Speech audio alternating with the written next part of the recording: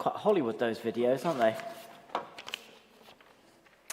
Well, it seems a long time ago since we were on holiday, but 3 weeks ago we were on the beach in Mallorca, you know. Do I say I'd love to be back there? No, I want to be with you. That's what I should say. Yeah, I want to be with you here. But we stayed in a hotel we've been at quite a few times, and we get to know, you know, all the catering staff and the waitresses. And one day a waitress came over, and I bought a drink, and she had €6 for a drink of orange. You know, daylight robbery. And what's more, not just a daylight robbery, but actually she knocked the drink over, and it went onto Hazel's plate all over her dinner. And so, you know, she mopped up quickly and said, sorry. And another member of staff saw what was going on. She'd obviously been there a bit longer. This girl was quite new, and she came over to help. She had a pile of plates. As she came over to help, she dropped the plates on our table. And food just went everywhere. And so what did we do? Did we say, you terrible waitresses? Well, no, I behaved because Hazel was with me, but, you know, we laughed about it. Especially as I've done that kind of thing before, and we said, don't worry about it. And the great thing is, for the rest of the week, we were given VIP treatment by the catering staff, so it kind of worked in our favour in the end. Well, we all face messes, sometimes minor, sometimes major, sometimes they're life-changing, sometimes they're just inconvenience. And how we respond to them can make all the difference. And to be honest, I haven't always handled the messes that have been imposed on me with the kind of humour that we handled that mess in the hotel in Mallorca. Sometimes I've got angry. I've lashed out at people. I've responded rashly. I've ghosted people, or I've made decisions I regret. And I've looked back and I've thought, you know, I really wish I could have done that differently, but I can't undo it. Do that now. Well, I'm sure you feel the same. We can't undo our mistakes, but we can learn from them. So this morning, I want to help you chart a way forward. So the next time you're in a mess that's been imposed on you, a mess that's not of your own making, it will lead to breakthrough, not breakdown. And it's quite simple how we do this. We just need to stop, take a breath, and ask a simple question. What future story am I creating now? You know, how am I going to look back on this and think, yeah, that's the way I handled the mess. I mean, we look back on that mess in Mallorca, you know, we laugh a bit and we think, well, it worked in the end because we got the VIP treatment from the staff and everything was all right and they were really nice and they used to talk to us every day. But if we'd have got angry, you might have looked back on it quite differently. We can all do this, whether we're Jesus followers or not. So if you're not a Jesus follower, stick with me because I think you're going to find this stuff really useful. And together, we're going to be able to chart a better way forward so that the next time we're in a mess when it's not our fault, we'll be able to go a way that actually makes a difference, that will lead to breakthrough, not breakdown. Now, I'm going to take a lesson from a young man who lived a long time ago. And he was thrust into a terrible mess that wasn't of his own making. But he charted a course that led to breakthrough, not breakdown. Because in effect, he stopped and asked himself that question. What future story am I creating now? So come with me to the rocky, sun-drenched wilderness of En Gedi in the Middle East. And here among the craggy hills and hidden caves, we find a young man by the name of David. Now, when he was a teenager, David had a visit from God's spokesman, who was called a prophet. And he'd come because he was called by God to appoint someone who was going to be the next king. And actually, all of David's brothers were paraded first, and the prophet said, no, none of these. And this little shepherd boy, this young teenager, was called in. And the prophet called Samuel said, this is the one. And he anointed him, and he said, you're going to be king. Now, that might have seemed quite odd to them at the time because Saul was king.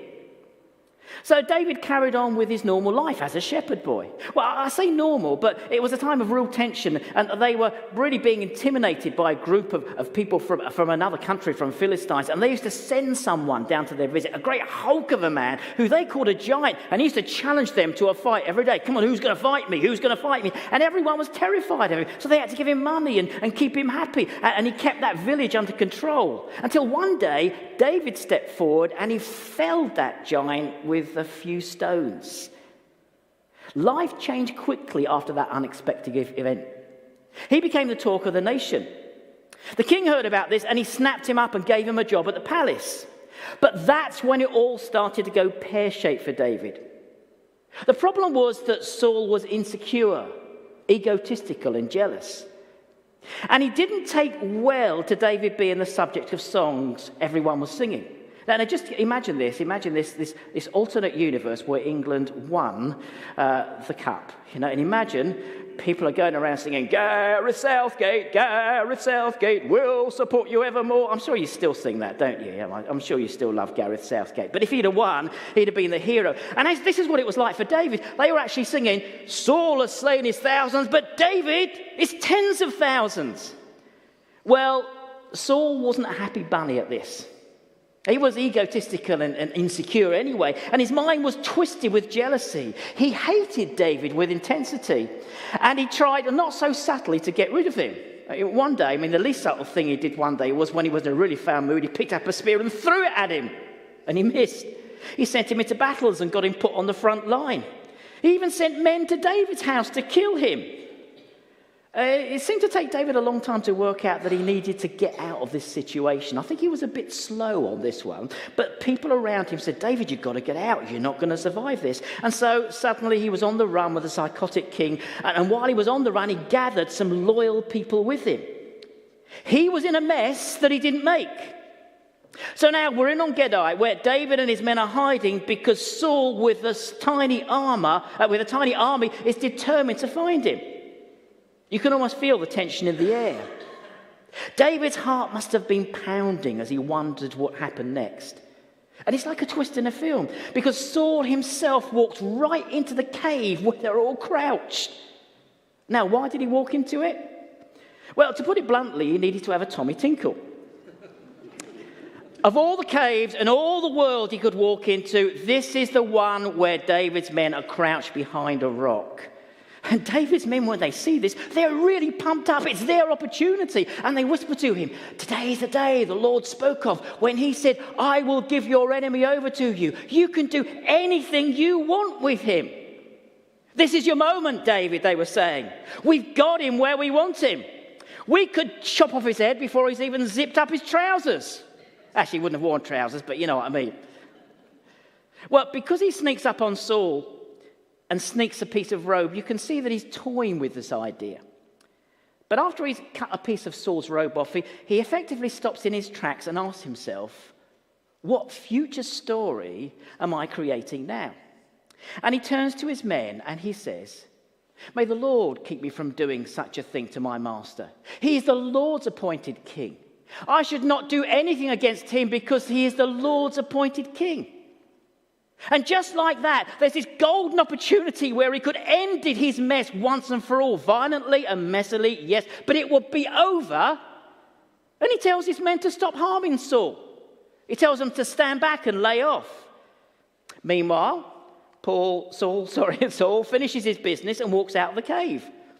And to his shock, David is following him and he calls out to him, hey, Your Majesty, if you're looking for me, I'm here. And when Saul turns around, David does something astonishing. I mean, if it would have been me, I'd have been tempted to give him a one-fingered salute. Not that I do that, I should say, but, I would have been tempted to do something like that. Say, yeah, I was here and you didn't see me. But he didn't. Do you know what he did? He bowed down. See, he is determined that his future story won't be that he treated the king with contempt, but they treated him with dignity and respect, even though he'd upended God's life, and he was going to trust God with his future. And you can hear that in the way he speaks to him. David said to Saul, why do you listen to men who say, David wants to harm you? Look, today you have seen with your own eyes how the Lord put you in my hand in the cave. Some said I should kill you, but I had mercy on you. I said I won't harm my master, because he's the Lord's appointed king. And then holding up the piece of robe he cut off, he addresses Saul with warmth and affection. My father. Notice that he calls him my father. I took this piece of your robe in my hand. I cut off the corner of your robe, but I did not kill you. Look at it and understand I'm not guilty of doing wrong or rebelling. I haven't wronged you, and you're hunting me down to kill me. And he wraps it all up by placing it into God's hand. May the Lord judge between us. Maybe the Lord will punish you for what you're doing to me, but I won't harm you. There's an old saying, evil things come from evil people, so I won't hurt you. I'm not going to be your judge, he's saying. I won't be your executioner. I don't know what's going on in your heart and in your mind, so I'm going to leave it with God and leave it there, and we're going to go our separate ways. And Saul? Well, he's overwhelmed by this and he breaks down. And when with tears in his eyes, he tells David, you are right and I am wrong. You have been good to me, but I have done wrong to you. And for an instant, just an instant, something changes. Saul has a newfound clarity. He sees David for who he is and he accepts the inevitable. Now I know that you will surely be king and you will rule the house of Israel. This is a breakthrough. It's a pivotal moment that would define David's story. See, there in that cave, he faced a choice between ending the mess violently or acting with integrity, between a short-term fix or a long-term solution. And he made the right one. Now, what would be lovely was at this point, it would end with Saul saying, come on, David, let's go to the palace and have a cup of tea and we're going to put all this behind us and watch the football. England are on tonight, imagine that. But it doesn't end that way. It doesn't end that way. This is real life. This is real people. This is messy. And unfortunately, it didn't take long before Saul went home and decided he wanted to try killing David again. In fact, actually, he spared David's life. David spared his life a second time, but that's a story for another day. And eventually, Saul died in battle and David became king. And when he was crowned, he united the nation and led them forward under God. No one could say that David was a major chancer. No one could say that he was the man who saw his chance and used violence to seize power. He'd be remembered as a shepherd boy who was driven from the palace, who became a fugitive, who treated the king with dignity and trusted God and was put on the throne in God's timing. Now, this is more than a story with a wonderful ending. Eventually, there were no kings ruling over God's people. But the promise promised God that would raise up a new king who would come from David's line and rule forever. And that king is Jesus. And those who follow him are part of his kingdom. So when we ask ourselves, what future story am I creating now? We want it to be something that aligns with the values of God's kingdom that Jesus set out when he gave that Sermon on the Mount. Values of following Jesus. Values of putting him first and then others in front and ourselves last. Values of giving him glory. Values of turning the culture of the world upside down. And that's what David's response points to. So as we come into land, I want you to think about your own life. And this is relevant to you whether you're a Jesus follower or not. Because someday your experiences will be summed up in a sentence or two. I went through a divorce. I got sacked. I struggled with addiction. I went bankrupt. My kids went off the rails. He left me. She betrayed me. And a lot of those messes won't be of your own making. But what's your story going to be? Now, as I said, we can't undo our past mistakes, but we can chart a way forward. And we need to ask that question. What future story am I creating now? And that's going to point us in the right direction. So I'd like to offer some guidance to help you that your future story is all about breakthrough, not breakdown. So here are a few practical tips that will help you move forward in a way that aligns with those values of God's kingdom. And if you don't follow Jesus, you can give them a try as well. You can try them for free because they work, because actually Christianity makes life better and you better at life. Just 3 things.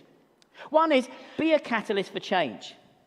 Now, I know that could sound like a really big thing, start community group and start a charity. I don't mean anything like that. I'm just talking about normal, everyday things. See, David transformed that situation by showing Saul mercy and treating him with dignity. Now, you might not be able to turn your situation around, but you can make a difference. Stand back and say, how in this situation can I be a catalyst for change? And I was trying to think of some everyday examples. Now, here's one that has affected me, and I haven't always dealt with quite well. Have you ever had a neighbour who's got a yappy dog? you know. And all day, you're working from home, and all day you get... And then you go quiet for a while. Oh, God, he comes on. Then suddenly... And then, you know, when you walk past, they're if you like dogs, I'm really sorry. I know, you love dogs, don't you? You know, those kind of dogs, when you walk past them, when you walk past the fence, they'll be jumping up the walls. You know, I look out for the neighbours. I go, cats! You know, and wind them up a bit more, actually. Yeah. Oh, that dog is driving me mad. And so you feel driven to do something, and you look up pest control, no?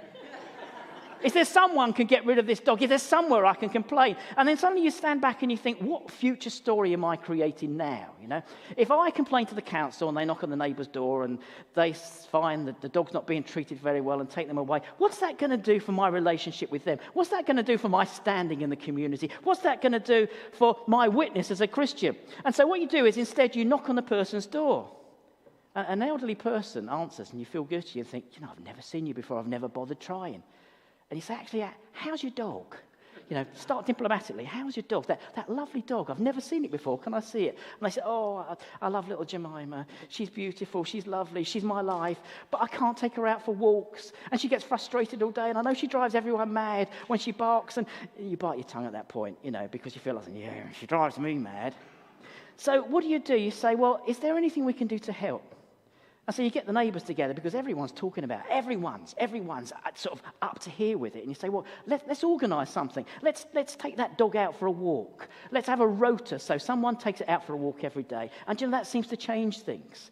And actually, if the dog does get yappy, you can feel free to knock on that lady's door and say, actually, do you think you could quieten your dog down a bit? I'm just in the middle of some work. See, you've done so much there to change the situation through one simple conversation. You've built a sense of community. You've made a new relationship. You've been a catalyst for change. And look out for little opportunities like that, because that's how we become catalysts for changes, because they kind of gather up and they become something big in and of themselves. They kind of draw to each other. And then remember the ripple effect.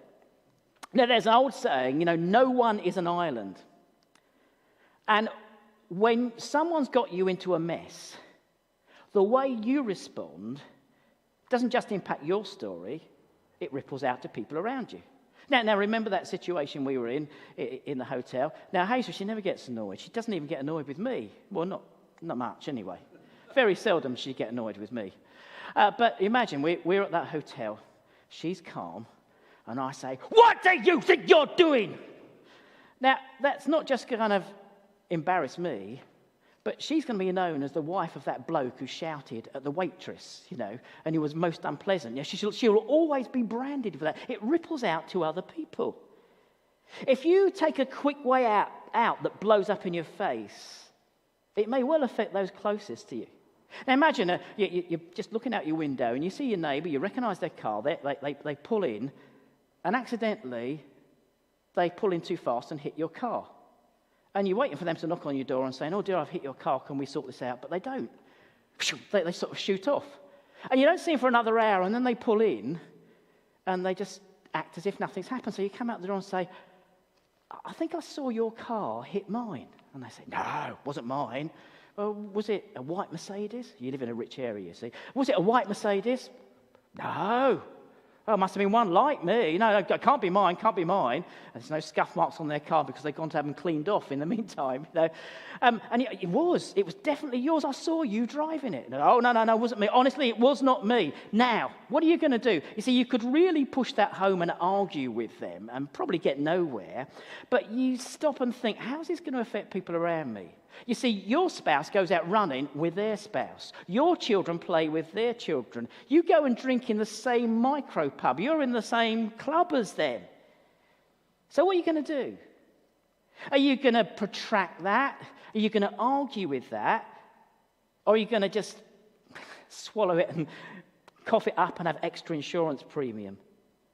In that moment, you can decide whether your future story will be that you two fell out of an argument. So your spouses stopped running together, your children stopped playing together, you went and drank at another pub and everyone knew that you two had fallen out.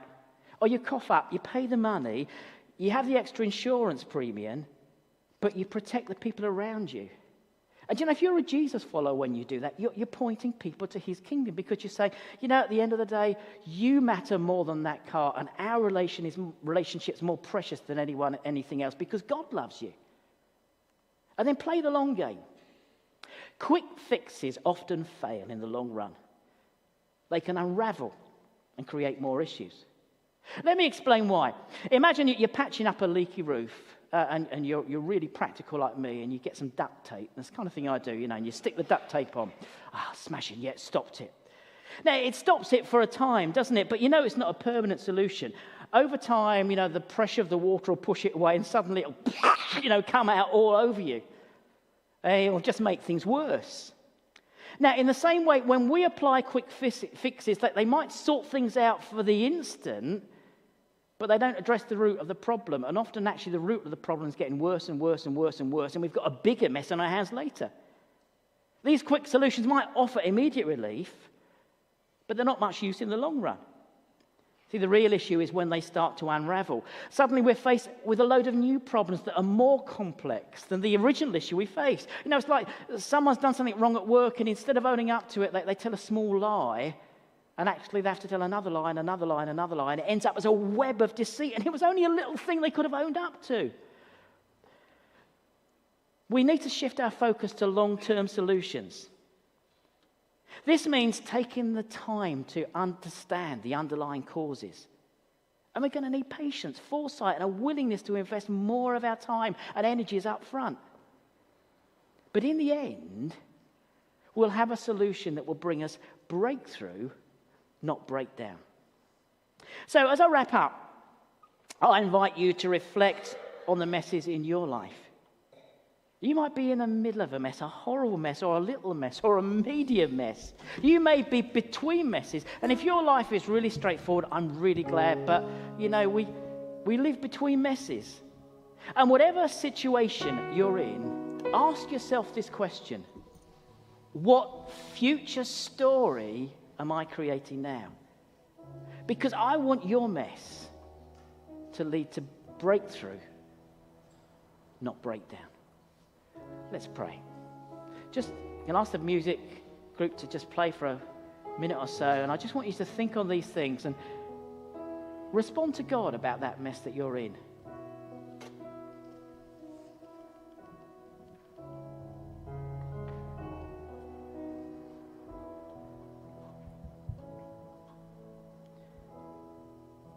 And say, God, I want to be a catalyst for change.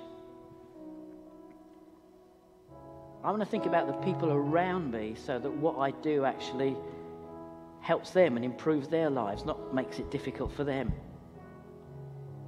I want to play the long game.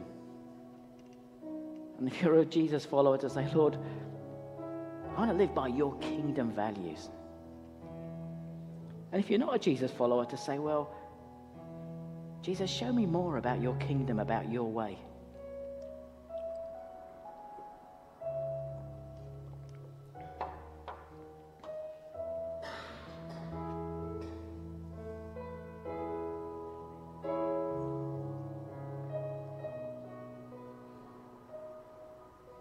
Oh, Heavenly Father, we thank you that you don't condemn us for the messes that we're in.